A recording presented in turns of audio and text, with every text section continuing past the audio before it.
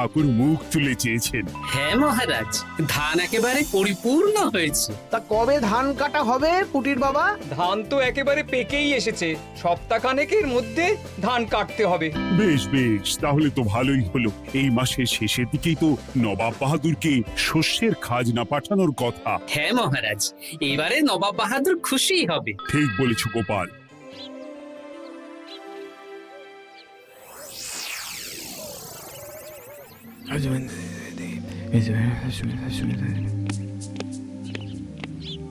প্রণাম খাম্বাজরাজ। ওই তো কৃষ্ণনগরের মন্ত্রী চলে এসেছে।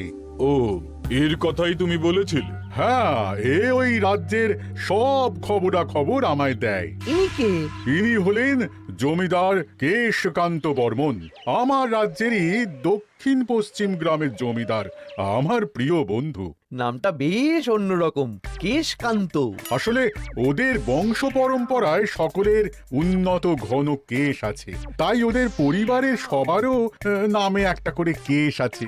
আমি খাম্বাজ রাজের সৌমিত্র এবং সুপরামর্শদাতা। কিছুদিন আগে আমার মাথায় খুব খুশকি হচ্ছিল, মাথার চুল পাতলা হয়ে আসছিল। কিন্তু আমার পরামর্শে একটা তেল মাখতেই মহারাজের মাথার চুল এখন ঘন হয়ে উঠেছে, আর কোনো সমস্যা নেই। বাহ বাহ বাহ, ভালো ভালো ভালো। এবার তাহলে কাজের কথাটা বলে দিন। এবারে তো শুনলাম তোমাদের রাজ্যে অনেক ধান উৎপাদন হয়েছে, তাই স্বাভাবিকভাবে নবাব বাহাদুরের কাছে রাজস্ব অনেক বেশি দেবে, কি তাই তো? হ্যাঁ, এবারে রাজস্ব দানে কৃষ্ণনগরই প্রথম হবে। না, তা হবে না। নবাবের কাছে অত ধান পৌঁছবে না, এমনকি কৃষ্ণচন্দ্রের কাছেই চাষিরা বেশি ধান রাজস্ব দিতে পারবে না। সেটা কি করে হয়? পাকা ধানে মই দিতে হবে। বললাম না, ও আমার সুপরামর্শদাতা। হ্যাঁ, আমার মন্ত্রীকে বাণিজ্যের কাজে বাইরে পাঠিয়েছি কিছুদিন, তাই কেশকান্ত মাঝে মধ্যেই আমার কাছে আসে, গল্পগুজব করে আর সুপরামর্শ দেয়। কিন্তু আমি কি করব? তুমি রাতের অন্ধকারে চাষিদের ধান জমিতে পাকা ধানে মই দিয়ে দাও, এমন ভাবে কাজটা করবে যাতে কাক পক্ষীতেও টের না পায়। আর তাতে আমার লাভ? প্রত্যেক বছর নবাব রাজস্ব দানে বিজয়ীকে 3000 মোহর দেয়, আমি তোমাকে তার থেকে 1000 মোহর উপহার দেব। 1000 মোহর? হ্যাঁ হ্যাঁ, যাও যাও যাও, কাজটা শুরু করে দাও। আচ্ছা।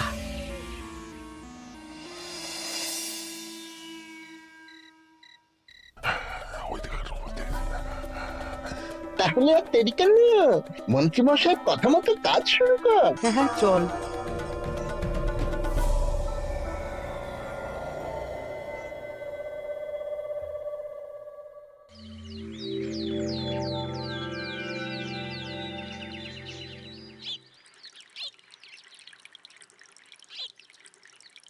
এবারে তো চাষাবাদ বেশ ভালোই হয়েছে। আশা করি নবাব বাহাদুরের কাছ থেকে এবারে আমরাই পুরস্কার পাবো। হ্যাঁ মহারাজ, সারা বাংলায় কৃষ্ণনগরের মতো উৎপাদন এই বছরে কোথাও হয়নি। সর্বনাশ হয়ে গেছে মহারাজ, সর্বনাশ হয়ে গেছে। কি সর্বনাশ হয়েছে গো পুটির বাবা? গতকাল রাতে আমাদের সব জমির পাকা ধানে মই দিয়ে দিয়েছে। সে কি? এবার আমরা কি করব মহারাজ? কাদের কাদের জমিতে হয়েছে এসব? যেই জমিতে তাকাবেন সেই জমিতেই এই কাণ্ড, ধান ঝরে সব মাটিতে পড়ে আছে। এবার আমরা কি করব? হায় হায় হায়, এবার আমাদের রাজ্যের কি হবে? নবাব বাহাদুরকে তো জবাব দিতে পারবো না। বড় বিপদ হয়ে গেল, রাজ্যে গ্রহের প্রকোপ নেমে এলো। ও, আর কদিন পরেই আমার টেকে আসবে 1000 মোহর। ঠিক আছে, তোমরা সবাই এখন বাড়ি যাও। না, আমার মন মেজাজ ভালো নেই।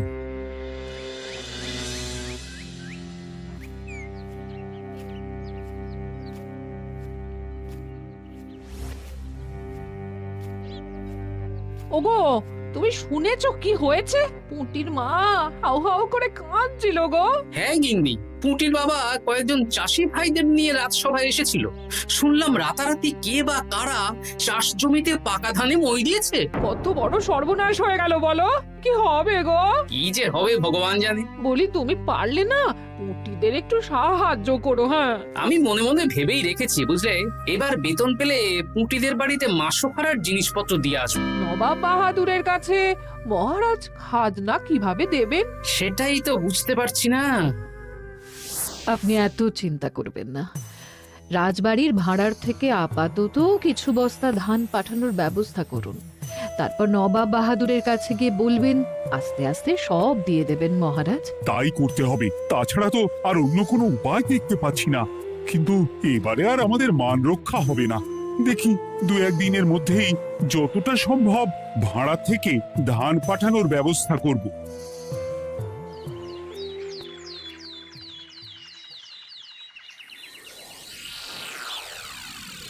এই বছর 10,000 বস্তা ধান রাজস্ব এসেছে খাম্বাজ রাজ্য থেকে, 7,000 বস্তা ধান এসেছে বর্ধমান রাজ্য থেকে, আর মাত্র 100 বস্তা এসেছে কৃষ্ণনগর থেকে। তাই এবছরের বিজয় রাজ্য হচ্ছে খাম্বাজ রাজ্য। খাম্বাজ রাজ্যের রাজার হাতে 3,000 মোহর উপহার হিসেবে তুলে দিচ্ছেন। আর কৃষ্ণচন্দ্র, তোমার রাজ্যের এরকম হাল কেন? এবারে আমাদের সমস্ত রাজ্যের পাকা ধানে কেউ বা কারা মই দিয়ে দিয়েছে। সেসব তোমার মাথা ব্যথা। আমার ধান কোথায়? 100 বস্তা ধান রাজস্ব, কম করে 800 বস্তা ধান রাজস্ব দেওয়ার কথা, কিন্তু তুমি তোমার কথার খেলাপ করেছো। এই বছর আমি নিরুপায় জাহাপানা। আমিও নিরুপায়। হয় তুমি আগামী 1 সপ্তাহের মধ্যে আমাকে 5,000 মোহর দেবে, নইলে কৃষ্ণনগরের সিংহাসন থেকে সরে যাবে।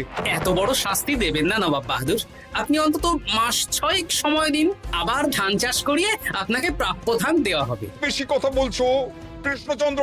তুমি 5,000 নয়, 6,000 মোহর 1 সপ্তাহের মধ্যে দেবে। বেটা গোপাল বেশি পাকা, অত কথা বলতে কে বলেছিল? গোপাল, এটা তুমি কি করলে? হায় হায় হায়! সর্বনাশের সময় যখন ঘনিয়ে আসে, তখন বিপদের ওপর বিপদ এভাবেই আসে। আমার পাওনা। আরে এখন না, তোমাকে পাঠিয়ে দেব।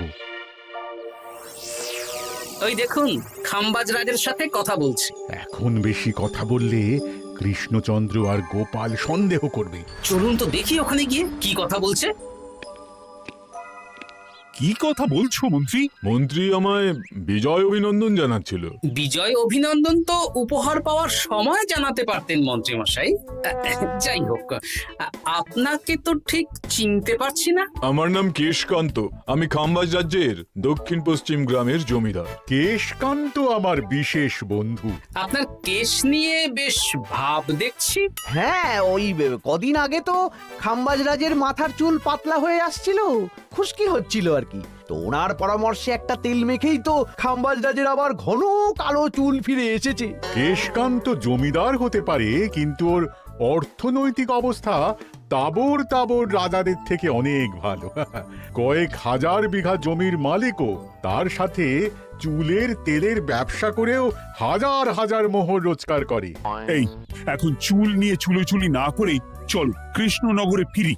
এমনিতেই মন মেজাজ খারাপ, 1 সপ্তাহের মধ্যে আবার 6,000 মোহর জোগাড় করতে হবে। হ্যাঁ, চলুন চলুন।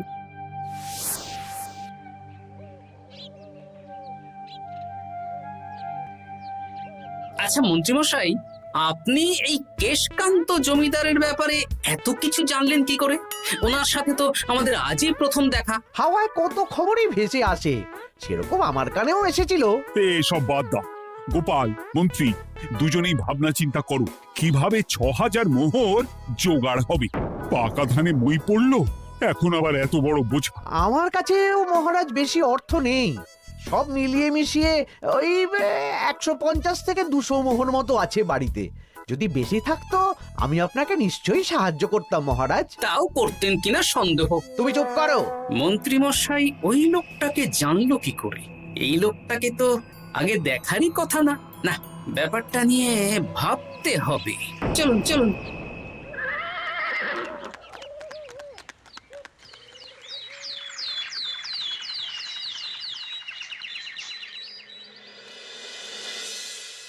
বুঝলে গিন্নি, 1 সপ্তাহের মধ্যে মহারাজকে 6,000 মোহর জোগাড় করতেই হবে, নইলে সিংহাসন ছাড়তে হবে। এখন কিন্তু আমাদের উচিত মহারাজের পাশে দাঁড়ানো। কিছু ভেবেছো কি? আপাতত আমার বিয়েতে পাওয়া আংটি বন্ধক রাখবো, আর তুমি যদি... হ্যাঁ, আমার যে দুটো গয়নাগাটি আছে ওগুলো বন্ধক রাখো, পরে আস্তে আস্তে ছাড়িয়ে নেবক্ষণ। দেখি বাকি সভাসদদেরকেও বলবো, যে যতটা পারে, তারপর ভগবানই ভরসা।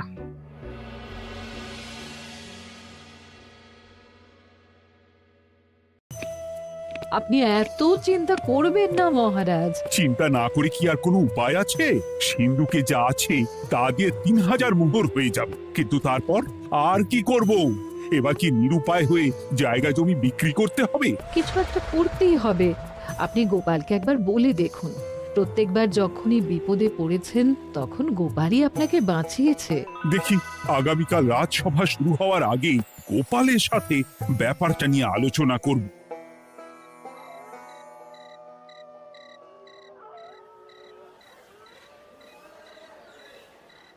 এই যে শেখরা, কি করছো?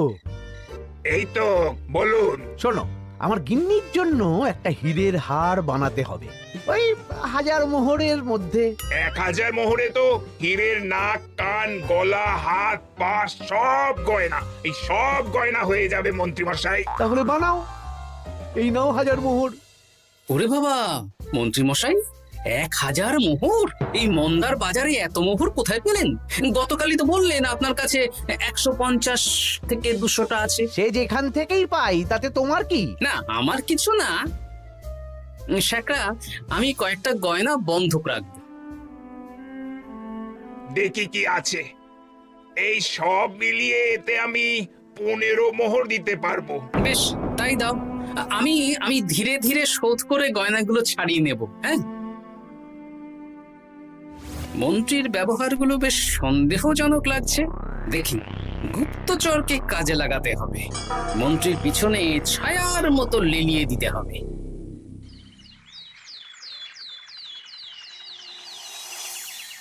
মহারাজ, আমি চেষ্টা করছি আপনার এই মোহর কিভাবে জোগাড় করা যায়, আপ্রাণ চেষ্টা করছি। দেখো বা, আমি 3000 মোহর পারবো, কিন্তু তার বেশি হলে জায়গা জমি বেচতে হবে, হাতে যে বেশি দিন সময়ও নেই। আচ্ছা মহারাজ, দেখছি। তবে মন্ত্রীমশাই চাইলেই আপনাকে 1000 মোহর দিয়ে সাহায্য করতে পারতেন, কিন্তু উনি তা না দিয়ে ওনার গিন্নির গয়না বানাচ্ছেন, হীরের গয়না। এ কি, মন্ত্রী তো কালকেই বলল ওর কাছে 150 থেকে 200 মোহর আছে মাত্র, 1000 মোহর কোথা থেকে পেল? সে উনিই জানেন, তবে তার খবর খুব তাড়াতাড়ি আশা করি পেয়ে যাব মহারাজ।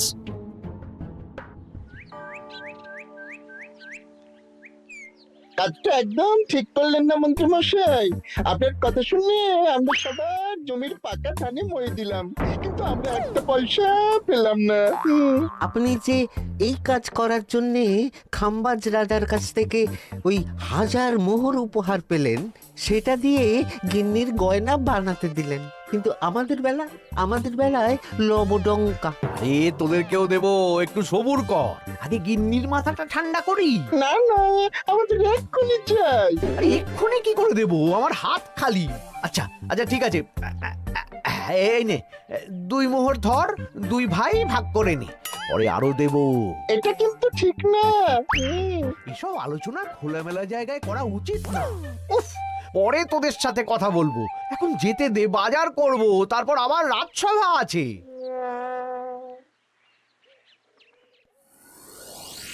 আচ্ছা, এই ব্যাপারটা মহারাজকে আর গোপাল দাদাকে জানাতে হবে।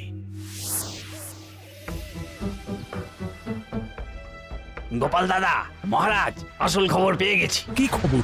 আমি একটু আগে শুনলাম। কাজটা একদম ঠিক করলেন না মন্ত্রী মশাই। আপনার কথা শুনে আমরা সবার জমির পাকা ধানে মই দিলাম, কিন্তু আমরা একটা পয়সা পেলাম না। আরে তোদেরকেও দেবো, একটু সবুর কর। মন্ত্রী, আমি না তোমাকে বেরেই ফেলবো। মহারাজ, মন্ত্রী মশাই এখানে গৌণ, উনি অর্থের লোভে এসব করেছেন, আর ওনাকে দিয়ে করিয়েছেন খাম্বাজ রাজ। হ্যাঁ, যাতে এবারে বিজয়ী হতে পারেন। তাই আপনি এই খবর 5 কান করবেন না মহারাজ। আমি খাম্বাজ রাজ আর ওই কেশকান্তর কাছ থেকে ক্ষতিপূরণ ঠিক আদায় করে আনব। কিন্তু কিভাবে? শুনুন তাহলে।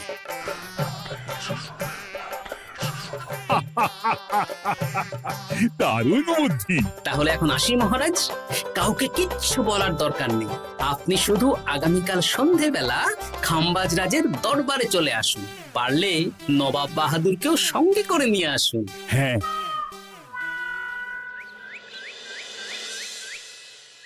প্রণাম খাম্বাজরাজ। কে আপনি? আমি হতাশ রঞ্জন, পশ্চিমে থাকি। কি চাই বলুন? কিছু চাই না, তবে একটা কথা শুনলাম তাই বলতে এলাম। কি কথা? আমি শুনলাম মহারাজ আপনার মাথার চুলগুলো সব নকল। আমার এত সুন্দর চুল সব নকল? ফাজলামো হচ্ছে। আমি যদি প্রমাণ করে দিই আপনার চুল নকল, তাহলে কি? তাহলে আপনি আমাকে 100 মোহর দেবেন, আর প্রমাণ না করতে পারলে আমি আপনাকে 100 মোহর দেব। বেশ, দেখো, এক্ষুনি দেখো, আমারই তো 100 মোহর লাভ হবে। এখন না, এখন না, আজ সন্ধে বেলায়। বেশ বেশ, তখনই এসো। এবারে জমিদার কেশকান্তর বাড়ি যেতে হবে।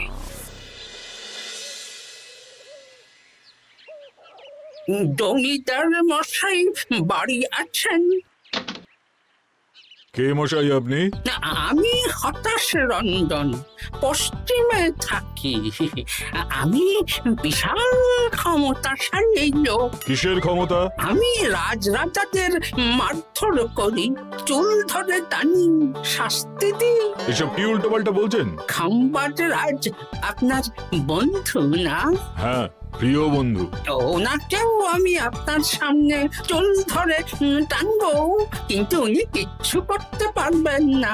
উনি আপনাকে শুলে চড়াবেন। কিছুই করতে পারবেন না, বললাম না আমি বিশাল ক্ষমতাশালী লোক। বিশ্বাস হচ্ছে না তো? তাহলে বাজি ধরুন, 10,000 মোহরের বাজি। 10,000 মোহরের বাজি? হ্যাঁ, আজ আমি খাম্বাজ রাজের রাজবাড়ি যাব, আর আমার শক্তি প্রদর্শন করব। ওনার চুল ধরে টানা হেঁচড়া করব, ওনাকে আহত করব, কিন্তু উনি আমাকে কিছুই করতে পারবেন না। বেশ রাজি, বাজি 10,100 মোহর দিতে পারবেন তো? হ্যাঁ, আমি বাজি হারলে আপনাকে দেব 10,100 মোহর। দরকার হলে ওই কাগজে কলমে লিখিত পরিত করে নিন। বেশ, তাহলে তাই হোক। কিন্তু হ্যাঁ, একটা কথা, আমি শক্তি প্রদর্শন করার আগে থেকে প্রক্রিয়া চলাকালীন সময় পর্যন্ত আপনি খাম্বাজ রাজের সাথে কোনো কথা বলতে পারবেন না। বেশ বেশ।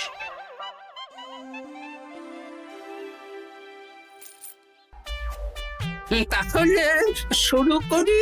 শুরু করো। এবার আমি প্রমাণ করেই ছাড়বো।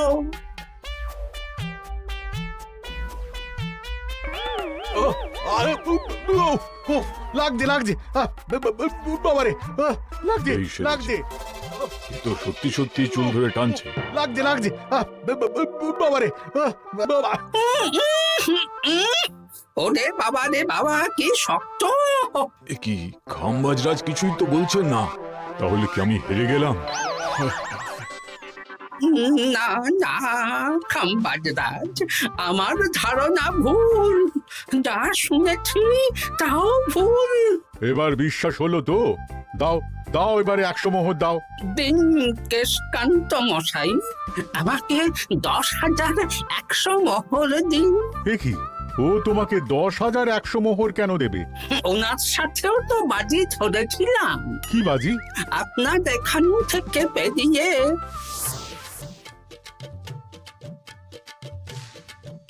এবারে দিন তো দেখি, সব কাগজ কলমে লেখা আছে। এই নাও। হায় হায় হায় হায়। সাবাস গোপাল, সাবাস, তুমি আমার মুখ রক্ষা করেছো। গোপাল, কৃষ্ণচন্দ্র, নবাব বাহাদুর, আপনারা?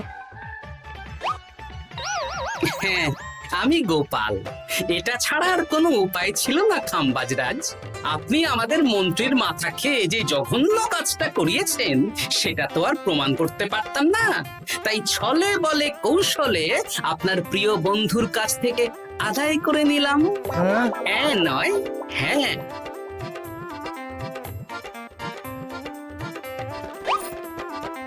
এই নিন মহারাজ। এতে কত মোহর আছে? 10,100 মোহর। এর থেকে 100 খাম্বাজ রাজকে দিন, 6,000 নবাব বাহাদুরকে, আর বাকিটা আপনার কাছে রাখুন। এত ধান নষ্ট হলো।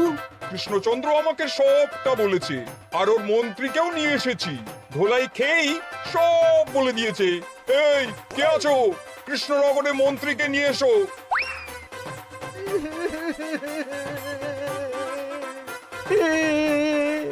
মার খেয়ে আমি সব বলে দিয়েছি খাম্বাজ রাজ। উদ্ধার করে তো জাহাপানা, আমাকে ক্ষমা করে দিন। এর কোনো ক্ষমা নেই।